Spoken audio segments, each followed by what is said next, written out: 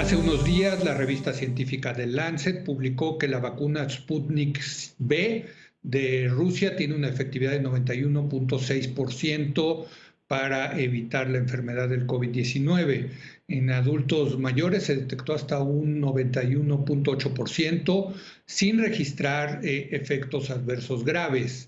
Como todo indica que la Sputnik V será una de las vacunas que se apliquen en México, saludo al doctor Antonio Lascano, miembro del Colegio Nacional e investigador de la Facultad de Ciencias del UNAM, para platicar sobre este artículo de The Lancet y su importancia.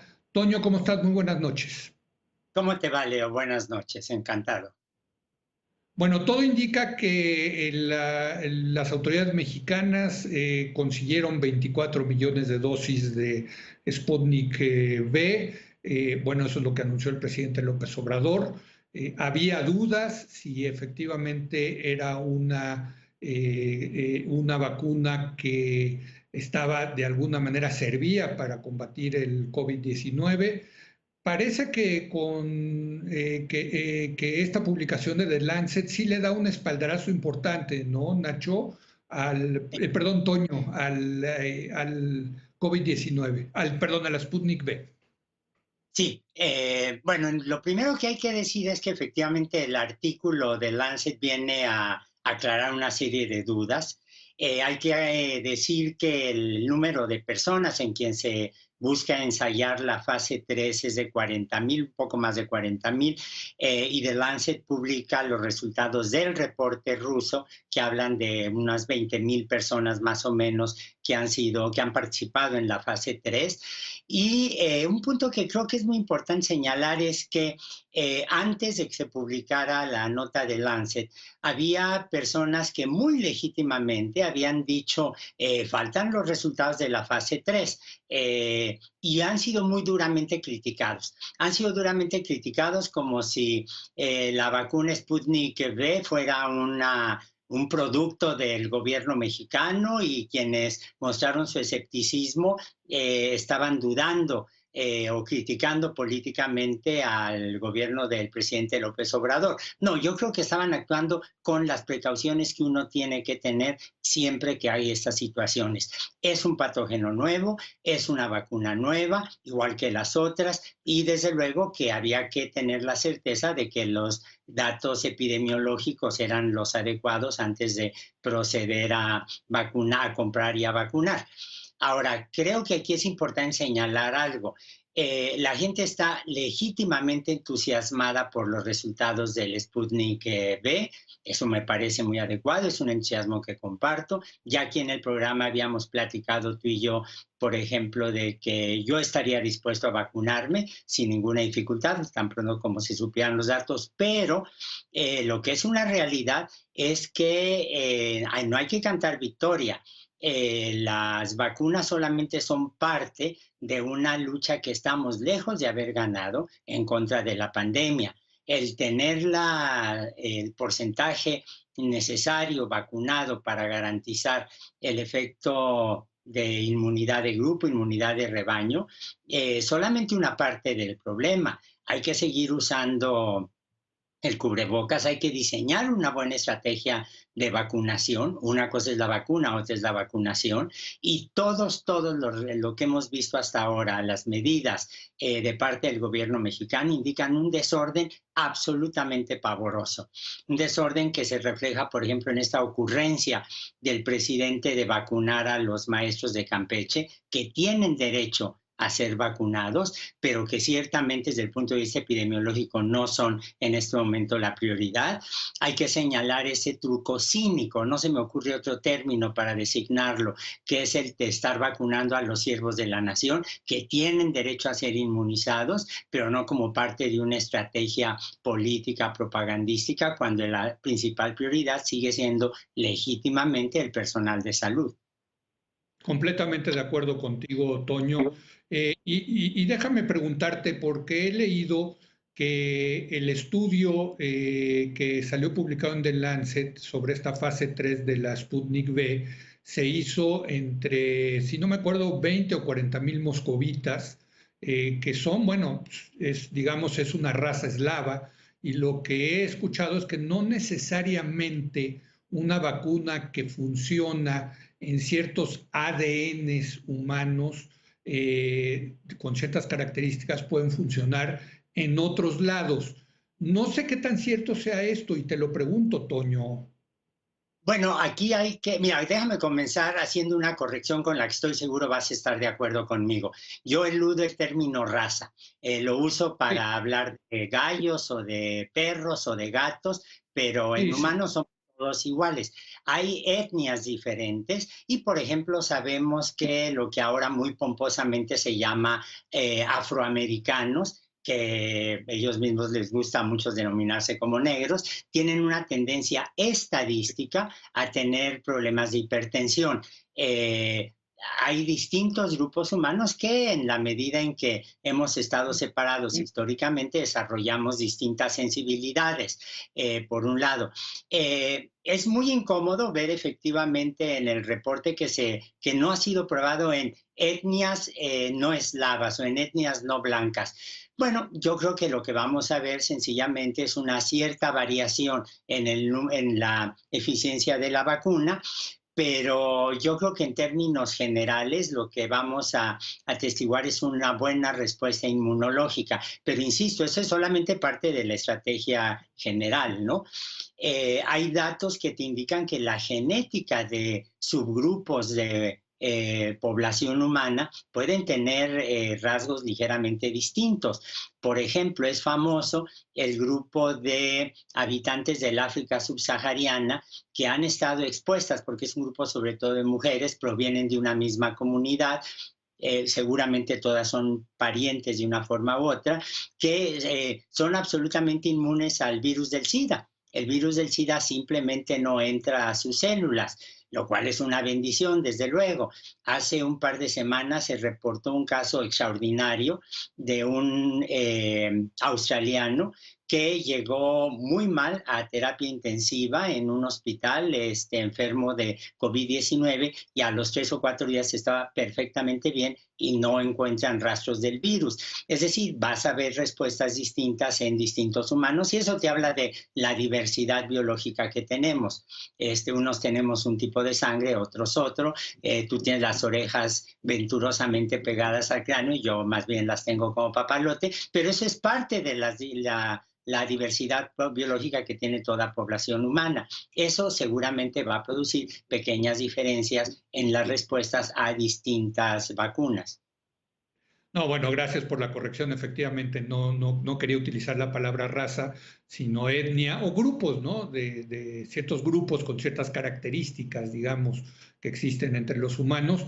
Pero te pregunto, y aquí yo creo que sí que lo que tenemos que reafirmar, porque en este espacio de la hora de opinar le hacemos caso a los científicos y todos los científicos que hemos entrevistado, incluyéndote, Toño, dicen que en cuanto la Autoridad Sanitaria de México, en este caso la COFEPRIS, el Comité de Moléculas Nuevas, aprobara la Sputnik V, pues que ellos se pondrían esa vacuna. Y yo les hago caso a ustedes realmente, ¿no? O sea, yo era de los que tenía dudas sobre la Sputnik V, pero pues ahora me da confianza esta publicación en The Lancet y me da confianza también la certificación por parte de la COFEPRIS, ¿no, Toño?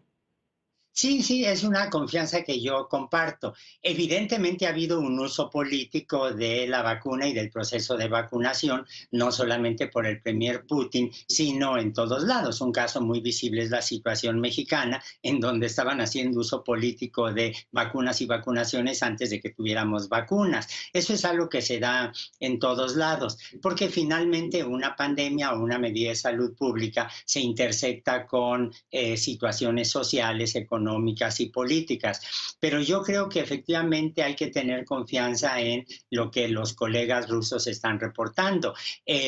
La Unión Soviética primero, bueno, de hecho el Imperio Ruso primero, la Unión Soviética después y luego Rusia tienen una tradición espléndida de virología. No hay que olvidar, y esto es un logro extraordinario, en 1977 fue la Unión Soviética la que dijo, hagamos una campaña para erradicar la viruela a nivel mundial. y esto fue aceptado por la Organización Mundial de la Salud, fue tomado como una medida legítima de derecho a la salud, progresista, y fue aceptado con gusto. Uno puede revisar las actas, están en la red, y te das cuenta que el grupo soviético, ahora ruso, bueno, no todos, algunos se fueron, pero el grupo soviético incluía los matemáticos, los sociólogos, los infectólogos, los virólogos. Las técnicas moleculares que se usaron para preparar la vaccina 2 son impecables, y al igual que tú, yo me la pondría si algún día logro entrar a la página de la Secretaría de Salud, que ese es cuento de otro cantar, ¿no? Ese es el reto, Toño, ese es el reto. Pero me queda tiempo para una pregunta más y te quiero preguntar ahora sobre la vacuna de AstraZeneca. En algunos países de Europa, en Alemania, por ejemplo, la están contraindicando, dicen que no se la quieren poner a mayores de 65 años porque no tiene la mayor efectividad. ¿Qué nos puedes decir al respecto? Sobre todo tomando en cuenta que también la AstraZeneca parece que va a ser una de las vacunas que que se va a estar aplicando en México. Bueno, allí hubo gente que se asustó mucho cuando oyeron esos resultados que criticaban la efectividad de la vacuna AstraZeneca, pero hay que decir que es una efectividad que está siendo puesta en duda, como se puso en duda la de la vacina B, la rusa, porque el número de personas de la tercera edad que participaron en los ensayos fue reducido, y por lo tanto no tienes el muestreo estadístico adecuado para saber qué tan efectiva sea. Yo creo que esa es una medida de precaución tanto de los gobiernos como de la compañía, que ya dijo que va a hacer los ensayos para grupos más representativos numéricamente de las personas de la tercera edad.